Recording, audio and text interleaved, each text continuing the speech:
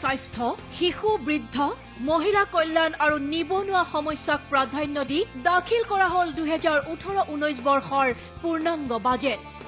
একত্ৰীকৰণ, সম্প্ৰসাৰণ আৰু উত্তৰণৰ বাজেট আখ্যাৰে বিত্তমন্ত্ৰী ডক্টৰ হিমন্ত বিশ্ব শৰ্মাই দাখিল কৰিলে পূৰ্ণাংগ বাজেট।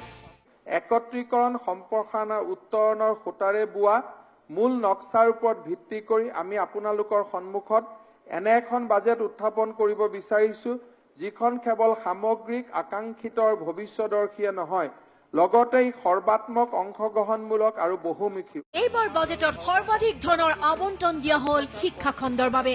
শিক্ষা খণ্ডত সৰ্বাধিক 11,573 কোটি টকা ধাৰ্য কৰা হ'ল এইবাৰৰ বাজেটত। শিক্ষা খণ্ডৰ গুৰুত্বপূৰ্ণ পদক্ষেপ হিচাপে 9খনকৈ নতুন মহিলা মহাবিদ্যালয়, 10খন নতুন আইন মহাবিদ্যালয় আৰু 10খন নতুন BEd কলেজ স্থাপনৰ ঘোষণা। শিক্ষা খণ্ডলৈ আহিল কেইবাখনো নতুন আঁচনি। 10,000 শিক্ষাৰ্থীলৈ জলপানীৰ আঁচনি, যাৰ বাবে ধাৰ্য কৰা হৈছে 250 কোটি টকা। ঠিকাভিত্তিক শিক্ষকৰ দৰমহা বৃদ্ধিৰ প্ৰস্তাৱ ৰখা হৈছে। বিদ্যালক্ষ্মী আঁচনিৰ অধীনত 17.45 কোটি টকা ধাৰ্য কৰা হৈছে। স্বাস্থ্য খণ্ডৰ উন্নয়নো এইবাৰ বাজেটৰ অন্যতম প্ৰাধান্যসূচক লক্ষ্য। স্বাস্থ্য খণ্ডৰ উন্নয়নৰ বাবে 5,082 কোটি টকাৰ আবণ্টন। কোকৰাঝাৰ চিকিৎসা মহাবিদ্যালয়ৰ কাম আৰম্ভ। কৰিমগঞ্জত এখন নতুন চিকিৎসা মহাবিদ্যালয় স্থাপনৰ ঘোষণা। 8টাকৈ নতুন মহকুমা স্বাস্থ্য কেন্দ্ৰৰ ঘোষণা। কেইবাখনো চিকিৎসা আঁচনিৰ লগতে কৰ্মচাৰীৰ বাবে স্বাস্থ্য বীমা আঁচনিও এইবাৰৰ বাজেটৰ অন্যতম ঘোষণা। নিবনুৱাৰ উন্নয়ন আৰু নিযুক্তি এইবাৰ বাজেটৰ অন্যতম লক্ষ্য। এক গুৰুত্বপূৰ্ণ সিদ্ধান্ত সদৰি কৰি বাজেটত তৃতীয় আৰু চতুৰ্থ শ্ৰেণী পদৰ বাবে বয়সৰ উচ্চ সীমা 44 বছৰলৈ বৃদ্ধি কৰা হৈছে। আনহাতে ট্ৰেজাৰী চালান ব্যৱস্থা সম্পূৰ্ণৰূপে বিলুপ্তি ঘটোৱা হৈছে। ইফালে 15,000 শিক্ষকৰ নিযুক্তিৰ লক্ষ্য। 5,000 কনিষ্টবল নিযুক্তি দিয়া হ'ব আগন্তুক বৰ্ষত। ক্ষুদ্ৰ উদ্যোগলৈ ঋণ নিশ্চিত আঁচনিৰ অধীনত 100 কোটি টকা ধাৰ্য কৰা হৈছে। 5টা নতুন IR বেটেলিয়ন গঠনৰ প্ৰস্তাৱ। যাতায়াত আৰু আন্তঃগাঁথনি উন্নয়নৰ বাবেও বুজন পৰিমাণৰ ধনৰ আবণ্টন। গুৱাহাটী, উত্তৰ গুৱাহাটী আৰু পাণবজাৰ সংযোগী এখন নতুন দলঙৰ বাবে 150 কোটি টকা ধাৰ্য। গুৱাহাটী উন্নয়নৰ বাবে 1,515 কোটি টকা ধাৰ্য। 8খন চহৰৰ আন্তঃগাঁথনি নিৰ্মাণৰ নতুন আঁচনি। ব্ৰহ্মপুত্ৰৰ ওপৰত 4খন নতুন দলঙৰ আঁচনি। কমলাবাৰী নিমাতীঘাট সংযোগী দলং স্থাপনৰ ঘোষণা। নাৰেংগী কুৰুৱাৰ মাজত 6 লেনযুক্ত দলং নিৰ্মাণ। পকীপথ দলং নিৰ্মাণৰ বাবে 600 কোটি টকা। যাতায়াতৰ উন্নয়নৰ বাবে গড়কাপ্তানি বিভাগক 4,529 কোটি টকা আবণ্টন দিয়া হৈছে।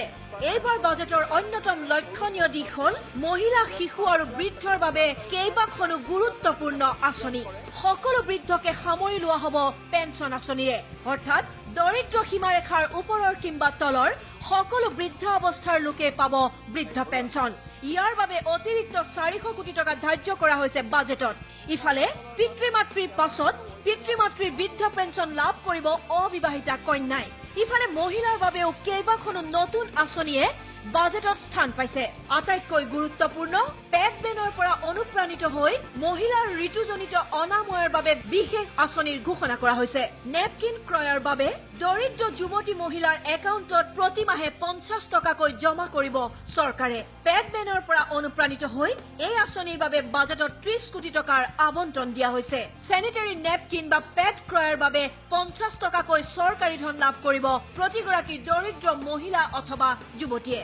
আৰু ইয়াৰ বাবে ৰাজ্যৰ প্ৰতিটো ব্লকত হ'ব পঞ্জীয়ন। সংখ্যালঘু ছাত্ৰীৰ বাবে বিশেষ জলপানী প্ৰদানৰ আঁচনি ঘোষণা কৰা হৈছে। 10ম শ্ৰেণীৰ সংখ্যালঘু ছাত্ৰীৰ বাবে 2,000 টকাকৈ জলপানী, একাদশ দ্বাদশ শ্ৰেণীৰ সংখ্যালঘু ছাত্ৰীৰ বাবে 4,000 টকাকৈ, স্নাতক সংখ্যালঘু ছাত্ৰীৰ বাবে 6,000 টকাকৈ জলপানী আৰু স্নাতকোত্তৰ শ্ৰেণীত অধ্যয়নৰত সংখ্যালঘু ছাত্ৰীৰ বাবে 10,000 টকাকৈ জলপানীৰ ব্যৱস্থা কৰা হৈছে। কৃষি আৰু গ্ৰাম্য উন্নয়নতো গুৰুত্ব প্ৰদান কৰা হৈছে এইবাৰ বাজেটত। 2,083 কোটি টকাৰে কৃষি বিভাগত এছপায়াৰৰ প্ৰকল্প, 1,688 কোটি টকাৰ এপাৰ্ট প্ৰকল্প, মহিলা আত্মসহায়ক গোটলৈ 250 কোটি টকা ধাৰ্য। কৰ আৰু ৰাজহ সংগ্ৰহৰ শিতানত এক গুৰুত্বপূৰ্ণ পদক্ষেপ। এইবাৰ বাজেটত কোনো ধৰণৰ নতুন কৰ আৰোপ কৰা হোৱা নাই। অৰ্থাৎ কৰ শূন্য বাজেট আখ্যা দিয়া হৈছে এইবাৰৰ বাজেটক। আবকাৰী কৰ ফাঁকি ৰোধৰ ব্যৱস্থা কৰা হৈছে আৰু মুঠ 26,095.30 টকা কেন্দ্ৰীয় কৰ লাভৰ লক্ষ্য ৰখা হৈছে। মুঠৰ ওপৰত শিক্ষা, স্বাস্থ্য, শিশু, বৃদ্ধ, মহিলা কল্যাণ আৰু নিবনুৱা সমস্যাক গুৰুত্ব প্ৰদান কৰি এখন কল্যাণমুখী বাজেট দাখিল কৰিছো বুলি দাবী বিত্তমন্ত্ৰীৰ।